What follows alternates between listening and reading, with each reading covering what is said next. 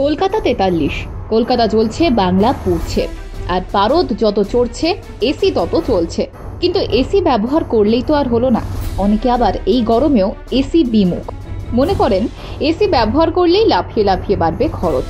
মূল্যবৃদ্ধির বাজারে তাই বুদ্ধিটা একটু খরচ করলেই কিন্তু পকেট বেঁচে যায়।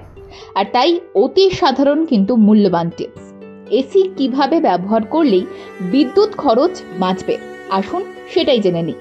বারবার এসি অন বা অফ করবেন না। একটানা চললে নির্দিষ্ট সময় পর কম্প্রেসার বন্ধ হয়ে যায়, আর বারবার অন বা অফ করলে কম্প্রেসারে ধাক্কা লাগে, বাড়ে বিদ্যুৎ বিল। বলা হয় এসি কিনলে 5 স্টার কেনাই বেটার।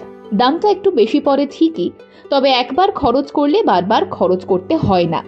টেম্পারেচার 24-এ রাখা বেস্ট, আর রেঞ্জ বললে 20 থেকে 24-এর মধ্যে। যদি 18 করে রাখেন তাহলে কম্প্রেসারে চাপ পড়বে, চাপ পড়লে খরচ বাড়বে।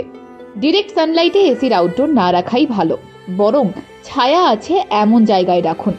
এসি চলতে শুরু করলে কম্প্রেসারকে এই গরমে স্বাভাবিকের থেকে বেশিক্ষণ চলতে হবে, ফলে খরচ বাড়বে। নিয়ম করে সার্ভিসিং, এটা কিন্তু মাস্ট। এসি চালানো শুরুর আগে সেটা করিয়ে নেবেন। শীতের মরশুমে অনেকদিন এসি বন্ধ থাকায় ডাস্ট জমে, সেটা পরিষ্কার করলে ঠান্ডাও হবে আরামদায়ক, আর বিলও আসবে কম। আর শেষ টিপস, এসি চালানোর সময় খেয়াল রাখবেন ঘরের দরজা জানলা যেন বন্ধ থাকে। খোলা থাকলে বাইরের গরম ঢুকবে, ফলে ঘর ঠান্ডা করার জন্য সেই কম্প্রেসরের চাপ। অতএব বুঝতেই পারছেন। আজকের এই কুলিং টিপস আপনাদের কেমন লাগলো জানাবেন, আর মতামত শেয়ার করবেন কমেন্ট বক্সে। সুস্থ থাকুন, দেখতে থাকুন বিজনেস প্রাইম নিউজ। জীবন হোক অর্থবহ।